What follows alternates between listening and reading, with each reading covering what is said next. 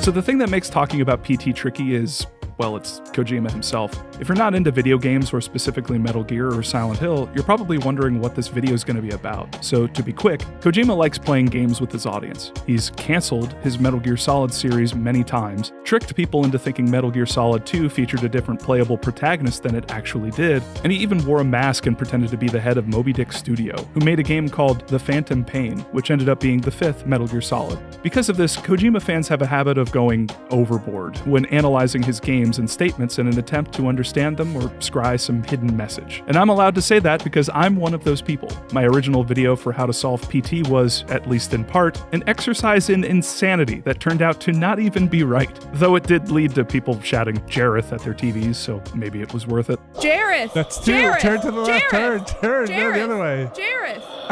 Jareth! I don't see her, do you? Jareth! Oh, my controller rumbled! All right, don't move! Jareth! Jareth! Jareth! Jareth! This kind of nuttery isn't entirely our fault. Kojima practically encourages overwrought analysis of his works, but that doesn't excuse the volume of theories regarding Kojima's work that I can only describe as intense, nor does it excuse the absurdity of those theories, both of which give me pause when deciding to make a video like this. I mean, no matter how much research is backing my theory or how much sense it makes on its face, I'm still rubbing elbows with gonzo shit like this.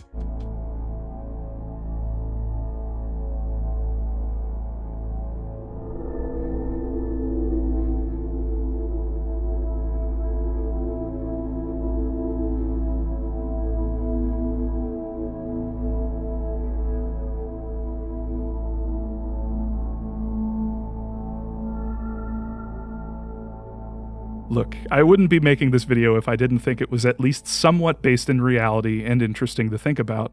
I believe I met those requirements. So, here we go. I don't think PT was a teaser for Silent Hills. Let's get a few things out of the way.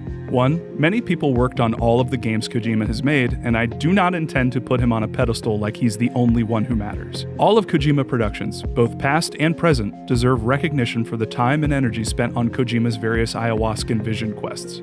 2, I will mention certain Konami staff by name here, but this is not an invitation to harass them. 3, Konami, please don't sue me. Recently, during Giant Bomb's E3 2019 coverage, former Kojima Productions member Ryan Payton explained his thoughts on Kojima's upcoming game, Death Stranding. Here's something that shouldn't be too much of a surprise. Like Hideo, when he works on games, it's very autobiographical, and clearly, that makes sense now. Clearly, the Konami separation experience was not a pleasant one. So I think that he's going to. It's clear. I think there's a lot of metaphor in what's going on. I see it a little differently because having worked there. Yeah. Is that I don't know if you remember it, but it has Norman Reedus and he's got handcuffs, and then they're broken, and there's a baby, and he's naked. Yeah. And it's Hideo.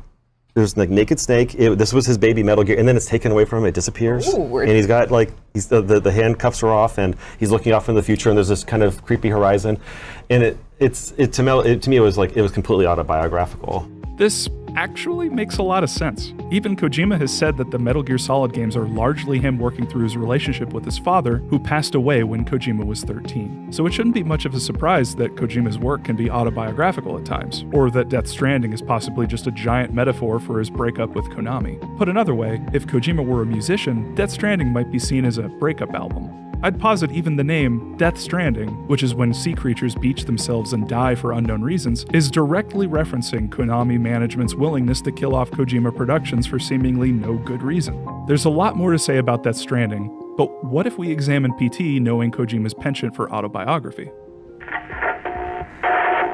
Dad was such a drag. Every day he'd eat the same kind of food, dress the same, sit in front of the same kind of games. Yeah, he was just that kind of guy. But then one day he goes and kills us all.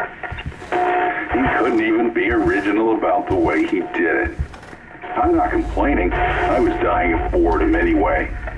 Something that a lot of people have already picked up on is that the finale to PT is seemingly directed at Konami. The dad being referenced can be seen as Konami itself, while the person speaking can be viewed as Kojima. This is a favored theory among fans, who have made a habit of replacing the dad in the sequence for Konami. Konami was such a drag, etc. But if we follow this idea through, that Kojima was really saying these things about Konami, remember that PT came out 5 years ago in August of 2014. Kojima's last day at Konami was October 9th, 2015.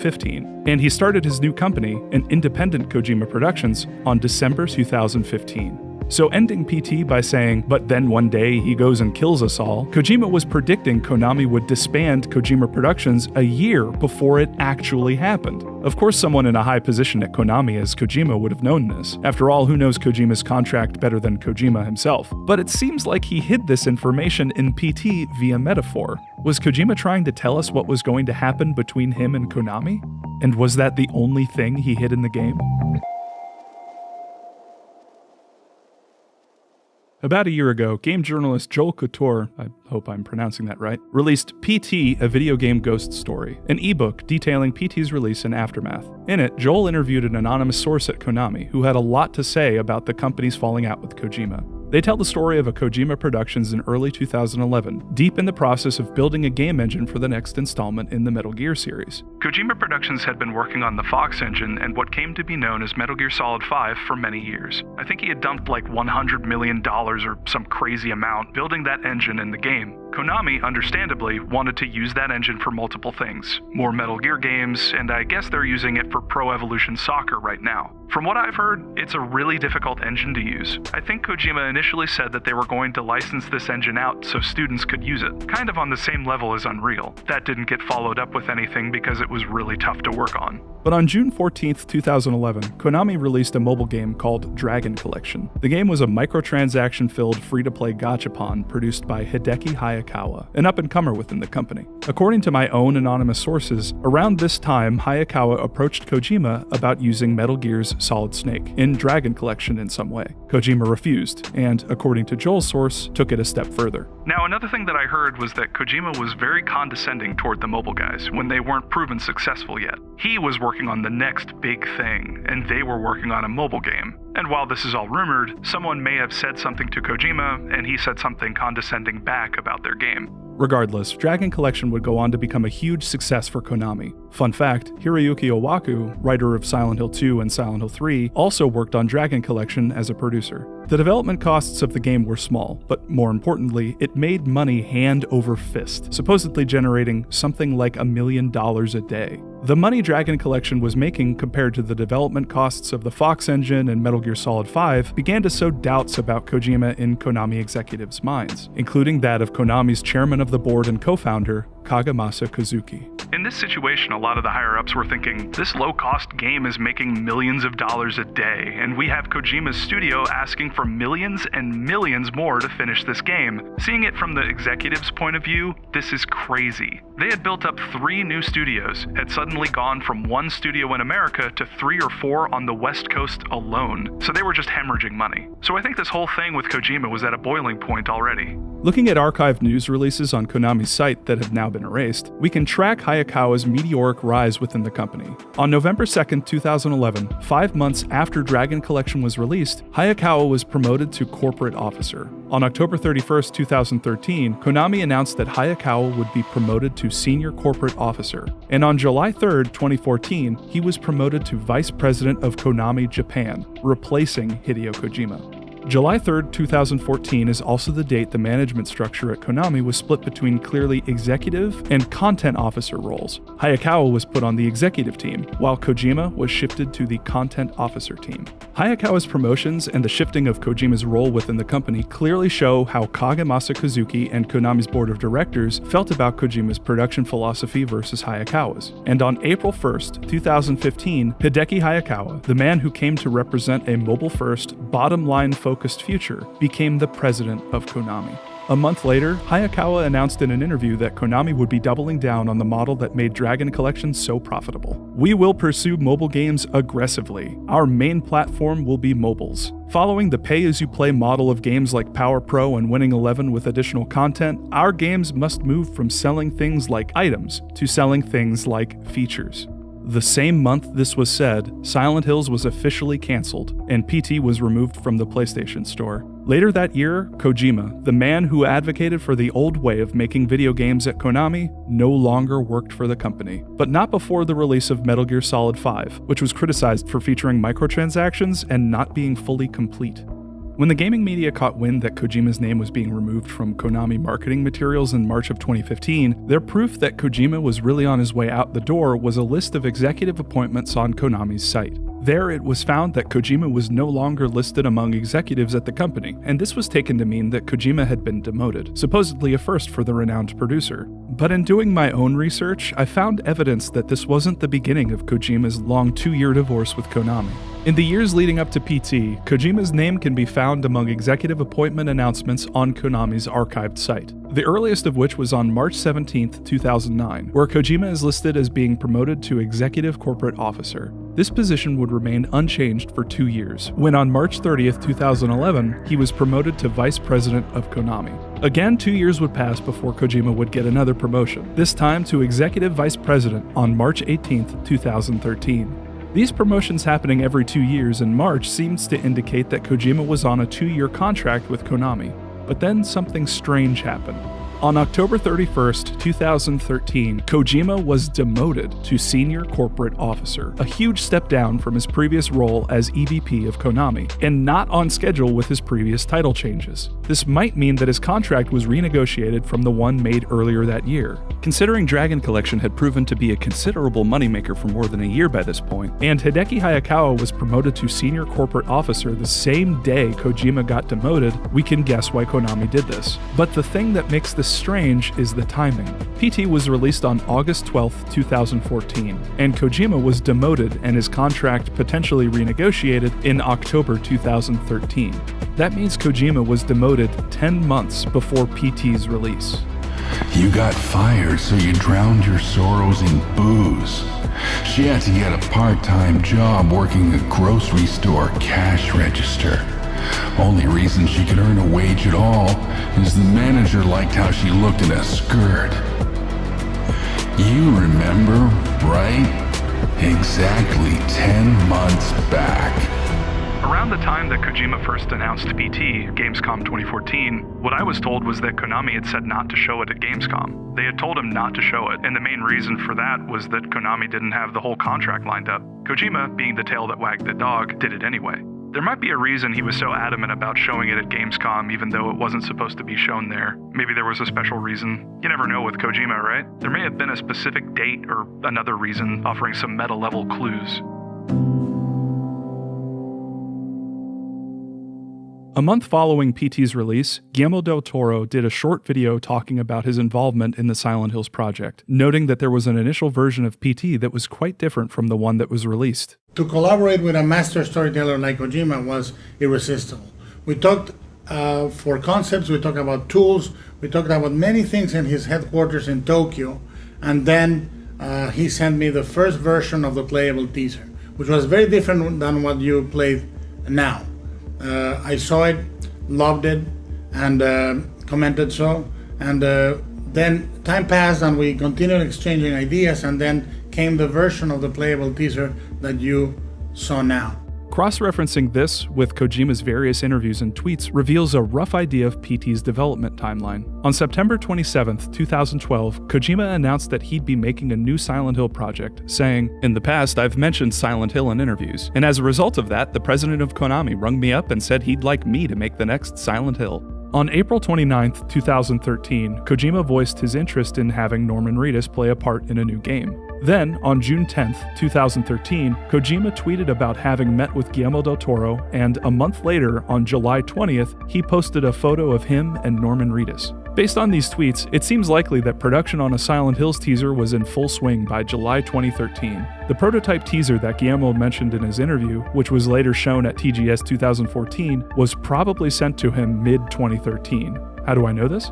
In the final version of P.T., there are two overt references to the 1938 War of the Worlds radio broadcast from 75 years ago. But by 2014, the time P.T. was released, that infamous broadcast was 76 years old. Why keep this seemingly inaccurate reference in the final version of the game? I propose that this was done to point out the original intended release date of the Silent Hills teaser, October 30th, 2013, which was meant to coincide with the War of the Worlds radio broadcast as well as Halloween. After all, what better time to release your horror game? But, as we found out earlier, this would be the month that Kojima would get fired or demoted, throwing his plans into disarray. Anonymous sources at Konami have said that Kojima's firing had to do with him spending too much money without making it back. So imagine being a Konami executive, already frustrated with Kojima's antics and reckless spending, getting the news that not only is he not finished with the Fox engine or Metal Gear Solid 5, but now he wants to start what will likely be years of development on a new Silent Hill game that will involve a big-name film director and star an incredibly popular actor who will almost certainly cost a massive amount of money. It's really not hard to see an exec at least pumping the brakes on Silent Hills, or at most, being entirely fed up with Kojima's disregard for Konami's bottom line and convincing the board of directors that he needs to go.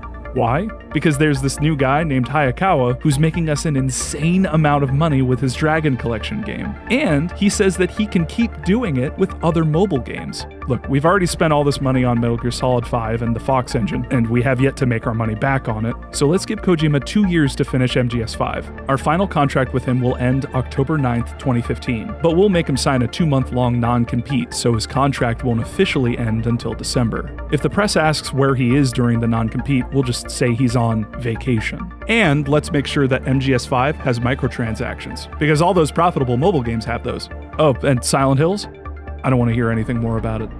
Exactly 10 months back from P.T.'s release date was October 12th, 2013. Based on his Twitter, Kojima at that time was in America visiting his LA studio. If I'm right, at some point that day, he got a phone call from Konami HQ in Japan.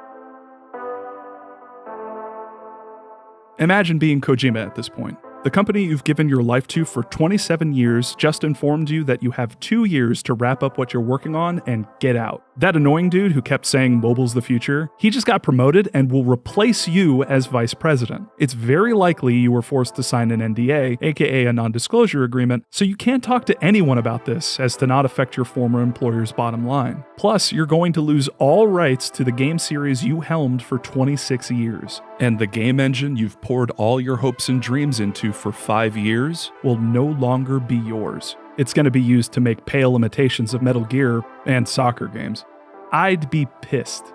Months later, Kojima would meet Nicholas Winding Refn, the director of the movies Drive and The Neon Demon, and the two became fast friends. The first time Kojima met with Nicholas on Twitter is March 11th, 2014, saying the two talked over creation. The tweet ends with an emphatic fist and features Kojima and Nicholas posing as if they were preparing to do battle. When Ground Zeroes released a week after that tweet, on March 18th, 2014, things between Kojima and Konami seemed fine to the outside observer. But with the benefit of hindsight, we can look back on this game and notice some oddities. On the mission Deja Vu, which was a PlayStation exclusive mission and one giant trip down Metal Gear Solid memory lane, certain tasks you're meant to complete have taken on a different meaning. Like when you're supposed to use a blue light attached to your gun to erase logos of real Metal Gear games, and not the various fake Metal Gear games that are strewn about. At a certain point, Kaz will say, "You might be able to erase the markings, but the memories will never disappear." A hint at what would happen almost exactly a year later when Kojima's name was erased from Metal Gear Solid 5 marketing materials. And after you erase all the logos to real Metal Gear games, Kaz says, "You did it. You erased all the markings, but every one of them will always be with you. You seem to be a fan of Hideo Kojima games. That last part's interesting, considering that Psycho Mantis' original line that's being referenced here was, I see that you enjoy Konami games. Also during this mission, you can find a Kojima Productions logo without the fox in it for both the main and LA studios, hinting that there would be a point in the future where Kojima Productions would lose the Fox engine, the Metal Gear franchise, or both.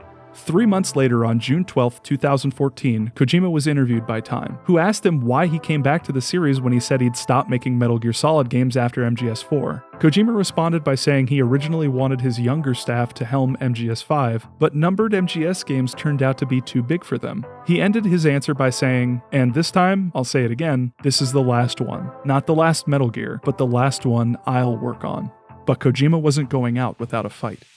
At some point before or around this time, Kojima realized his staff had already done all this work on a teaser for Silent Hills back when it was actually going to happen. The concept trailer was neat, and it was an absolute shame it would never come to pass. But what if he could tweak it to create a small, unrelated game with a hidden message? A gauntlet of absurd puzzles with a trailer for his unfairly canceled Silent Hills project at the end. After all, as long as his staff kept the secret, none of the execs actually played video games, so they wouldn't beat it and shut it down prematurely. Besides, once people found the trailer, the cat's out of the bag. Kojima could get his Sony contacts to silently put this new game on the PlayStation Store and announce it at Gamescom 2014. But what about the other people outside Konami who were involved with the Silent Hills project? After all, Kojima didn't have any of their contracts finalized. He'd have to meet with them to let them in on what he was planning, and gain a little confidence along the way. July 22, 2014, had reunion with one of my soul warriors, Nicholas Winding Refn, who visited our LA studio. Now I'm fully charged. July 24th, 2014, reunion with my another soul warrior, Guillermo del Toro. Had soul fight and hug. I feel I'm charged. July 24th, 2014, had reunion with one of my soul warriors, Norman Reedus. It's been for half a year. I feel I'm charged.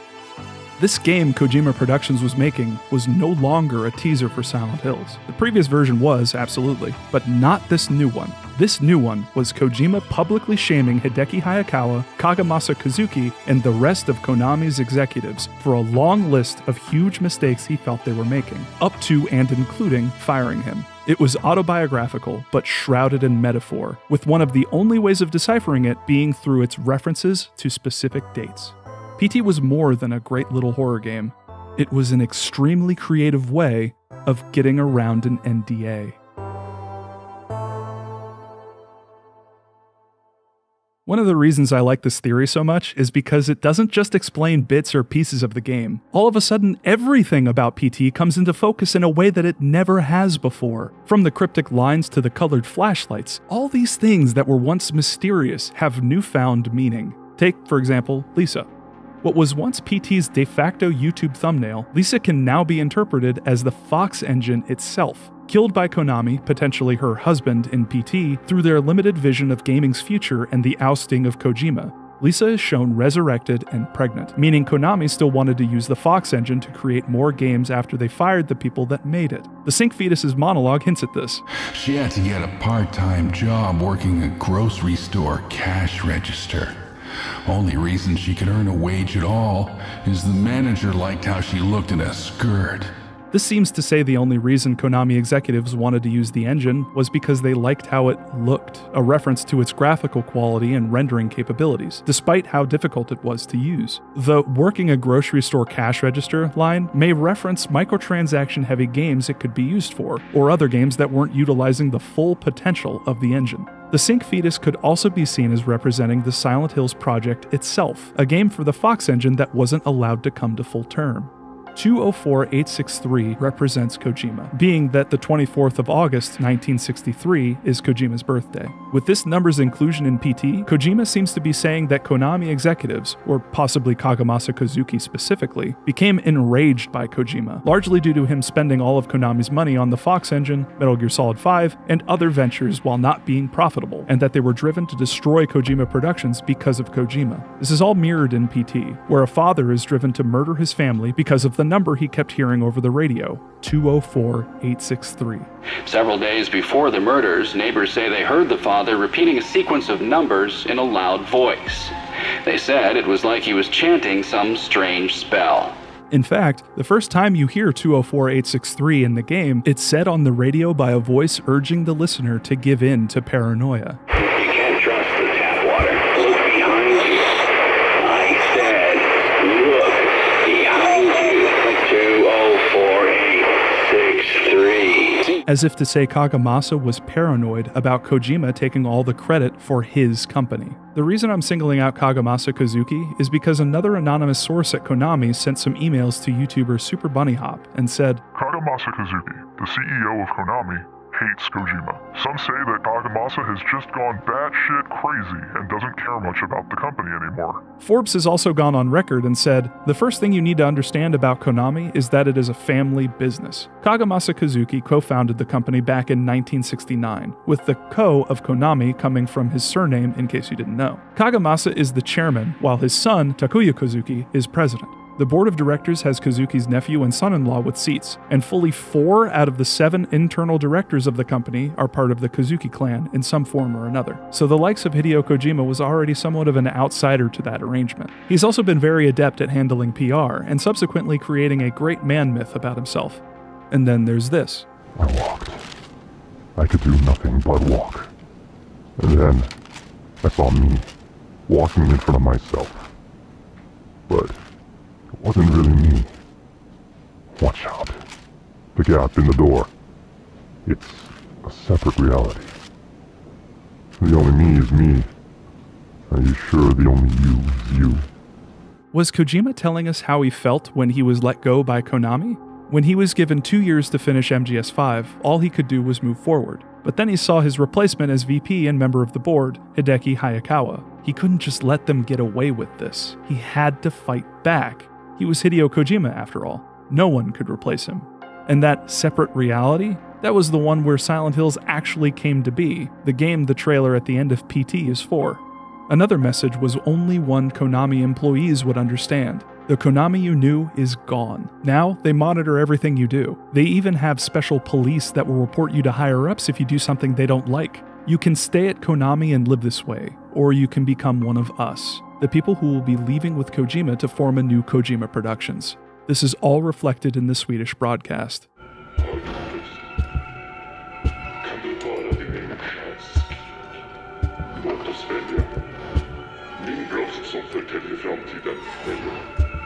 Dina plågade nå, vad väljer du? Du kan välja ditt liv, din framtid. Klok som du är, så kanske du redan upptäckte. Ja, radiodramat för 75 år sedan var sanning. De är här på vården, och de övervakar och ser allt. Lita ej på mig. Lita ej på polisen. De är redan kontrollerade av dem. Så har det varit i 75 år nu. Endast vår mästare kan hålla dem. Du har en rätt. En rätt att bli en av oss. Så välkommen till vår värld. Mycket snart öppnas portarna till en ny dimension. 204863. 204863. These aliens, or others, being referenced here might not make sense until you take into account what Kojima would later say after debuting his independent Kojima Productions in December of 2015. Even if the Earth were stripped of life and reduced to a barren wasteland, our imagination and desire to create would survive. Beyond survival, it would provide hope that flowers may one day bloom again. Through the invention of play, one new evolution awaits. Kojima Productions. We are Homo Ludens. We are those who play. Those others that have invaded, those are the people who don't play, the executives at Konami and people who worship the bottom line. That anonymous Konami employee from earlier in this video mentioned this. A lot of the executives spend their whole lives learning business and accounting to the point where they don't really play games themselves. A lot of the businessmen who are taking over at Konami, they don't even know the Konami characters. There's also this. Knowing you, I was sure you'd notice this game and play it. I will never, can never, forget that day 20 years ago. Because of the 75 years ago line, we can infer that the events in PT take place in 2013, the 75th anniversary of the War of the Worlds radio broadcast. 20 years before 2013 was 1993. I was in Kobe, and it was 1993 when the precursor to Kojima Productions, Kaihatsu Gobu, was formed. The original PlayStation was released the next year, and I remember it well because the section had just been formed. Even the colored flashlights that appear randomly during PT's final loop can now be seen as Kojima telling us what he was planning to do after he left Konami. The red, yellow, blue, and green lights are the same colors used in the original Sony PlayStation logo. He was going to use his contacts at Sony to partner with them and start his own independent studio. After all, both PT and the Deja Vu mission in Ground Zeroes were PlayStation exclusives. I always wondered why exactly Konami made the decisions they did after PT's release. Why did they lock Hideo Kojima in a room away from his staff for the development of MGS5? Why was every decision he made micromanaged by Konami execs? Why was PT scrubbed so unceremoniously from PSN? And why have the news articles Konami keeps on their site been scrubbed of everything before 2014? Now, it all makes sense. Kojima was putting hidden messages in his games to bypass his NDA and tell the world what Konami and Kagemasa Kazuki were up to. He had effectively outplayed everyone at Konami, and PT represented Kojima burning his bridge with his former employer. Konami couldn't risk him doing any further damage to their brand. They had to lock him down and get rid of the evidence. So, happy birthday, PT. It took 5 years, but I think we finally got you mostly figured out. If I've missed anything or you want to add to this theory, please leave a comment. I'd love to hear it. And if all this info was hidden in PT, I can only imagine what's going to be in Death Stranding. Kojima's soul warriors from PT's development are going to be in the game after all, and it seems to be way more overt with its metaphors. I mean, the main character, Sam Bridges, works for a company named Bridges. Must be a coincidence that Hideo Kojima also works for a company with his name on it, right? Yeah. Must be.